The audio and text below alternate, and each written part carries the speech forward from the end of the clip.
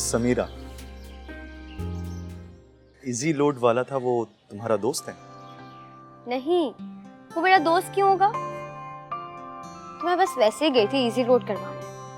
अब अगर तुम्हें बाहर का कुछ भी काम हो तो मुझे कह देना, मैं करवा दूंगा। थैंक यू, लेकिन मुझे आदत है अपने सारे काम खुद करने की। I am independent. एक्चुअली ऐसी दुकानों पे ना हर किस्म के लोग आते हैं। मैं तो बस तुमसे अपनी ऑब्जर्वेशन शेयर कर रहा था बाजारों के हालात को देखते हुए। हाँ, लेकिन मुझे अब्बा ने तो कभी नहीं रोका, इसलिए थैंक यू। आपको मेरी फिक्र करने की कोई जरूरत नहीं है।